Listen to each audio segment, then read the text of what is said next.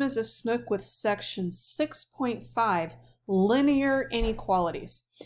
And what we are going to do today is we're going to graph linear inequalities in two variables. So first of all, let's recall what an inequality is. I could say x plus 3 is greater than or equal to 5. And if you think way back to chapter 3, you would have subtracted 3 from both sides and then said x was greater than or equal to 2. And you can graph it on a number line and it would look like this. So 0, 1, 2, 3, let's put in a 4. And we would put our circle on 2. And because it was a greater than or equal to, you'd shade it in. And because greater, you would then shade to the right. We're going to have the same idea going on today, but instead of just being in one dimension on a number line, these are going to be linear inequalities where you have both an x and a y. For example, y is greater than or equal to x plus 3. So let's get started. First of all, we're going to start with y is greater than x plus 3. And we're going to look at these two ordered pairs and see if they're solutions to the inequality.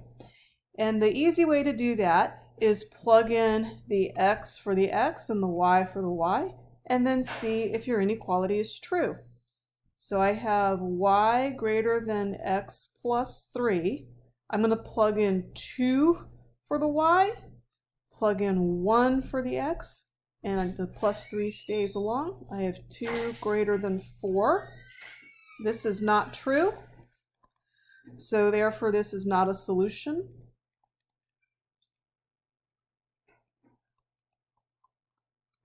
Let's try the other point. I have y greater than x plus 3, negative 7 greater than negative 3 plus 3. So negative 7 is greater than 0. Also not true. Negative 7 is not greater than 0. That is not a solution.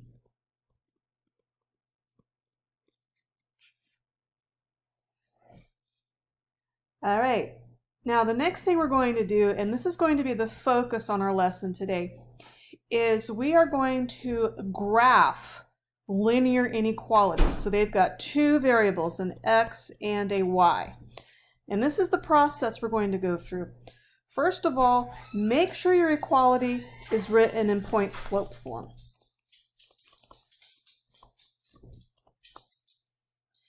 And then, sorry, not point-slope, slope-intercept. Sorry, gang.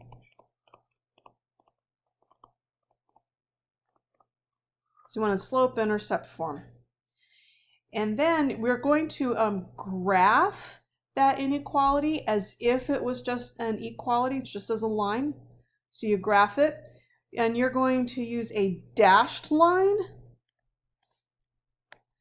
for the less than or the greater than symbols, and you're going to use a solid line if it's a less than or equal to or a greater than or equal to. And then we need to figure out which side to shade. Easy way to do that is to use a test point. And I usually use 0, 0. And if that turns out to be a point that is a solution in the line, then I can shade that side of the line. All right, so let's take a look at this on delta math. We have y is greater than 2/3 x minus 1. So the first thing I want to do is make sure that I'm in slope-intercept form.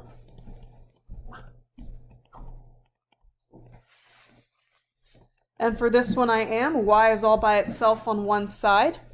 So now I'm going to graph this just as if it was y equals.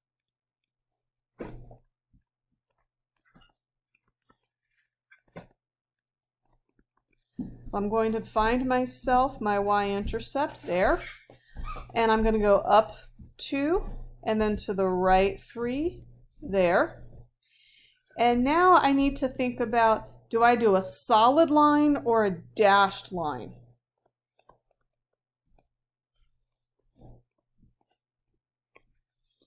Well, this is just greater than, so I'm going to do a dashed line.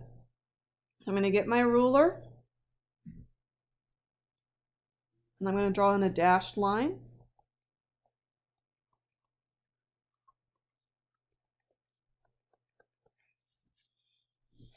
Okay.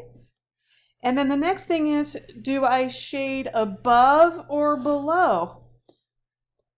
So step 4 is shading. Where do I shade from my solution set? And the easy way to do this is a test point. And I like to use 0, 0. So use a test point. So I'm going to plug in 0 for y and 0 for x and see if I get something that's true. So 0 is greater than 2/3 times 0 minus 1. 0 is greater than 1. So that means that my test point is part of the solution. Right, here's my test point. So I'm going to shade above the line. I'm shading the side that my test point is on because that is part of the solution. And this is how you graph an inequality in 2 dimensions. Let's take a look at another one. Right, here's another one. This time we have negative 2x plus y is greater than or equal to negative 4. So the first thing I need to do is put this in slope-intercept form. So I'm starting with negative 2x plus y is greater than or equal to negative 4. I'm going to go into slope-intercept form. I'm going to add 2x to both sides. And that gives me y greater than or equal to 2x minus 4. I'm now in my slope-intercept form, so I can graph this. My y-intercept is at negative 4. My slope is positive 2, so I'm going to go up 2 to the right one. Okay, next thing I need to do is decide, am I going to do a solid or dashed line? And right here, that says I'm going to use a solid line because I have that equal part. So I'm going to grab my ruler and I'm going to graph this line.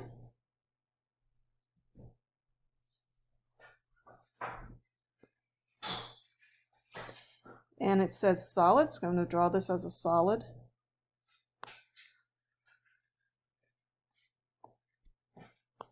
And then I have to decide which side to shade.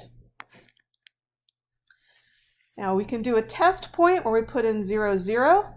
Or the other way you could do is, I know this is a greater than, and so greater than you're going to shade above, less than is shade below. So greater than or greater than or equal, shade above.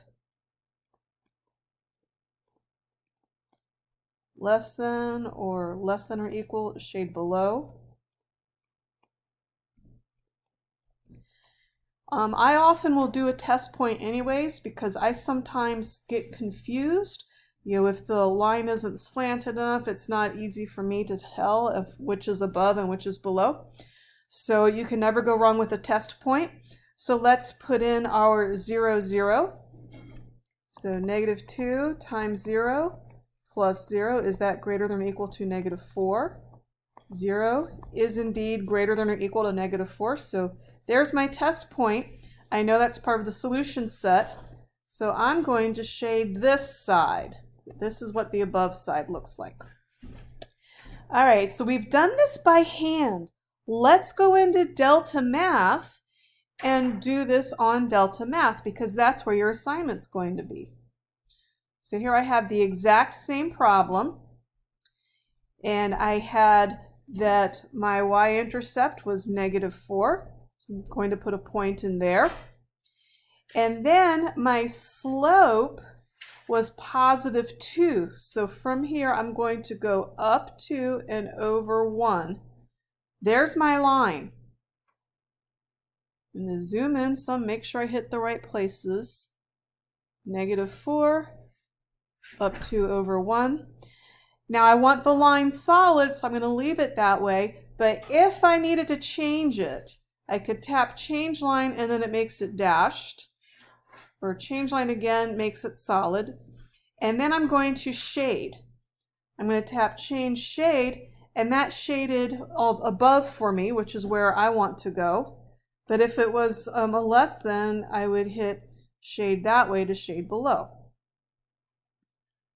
So line solid, shade above, let's submit.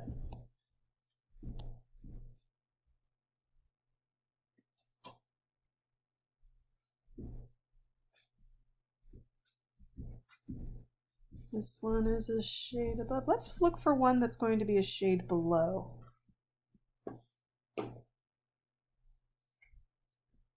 Here we go. So let's do y is less than negative 3x minus 8. So I'm going to graph y equals 3x minus 8. I have an intercept at negative 8. I'm going to put my point here. And then my slope is negative 3. And so one way I can do negative 3 is I can go up 3, 1, 2, 3, and then backwards 1. I don't want my line to be solid because this is just a less than. That equal bar isn't in there. So I'm going to change the line. Now I have it dashed. And now I need to figure out which side do I want to shade. It could be here or here. It's a less than, so we want to shade below. But I really, really recommend using a test point. So I'm going to put in a 0, 0.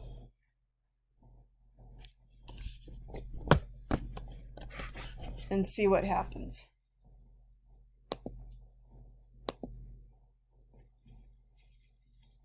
So if I put in 0 for y and 0 for x, I get 0 less than negative 3 times 0 minus 8. So I get 0 less than negative 8. Now 0 is not less than negative 8. So that means that my test point, which is right there, is not part of the solution set. So I want to leave my shading where it is on the other side here. So let's go ahead and submit and see how that works.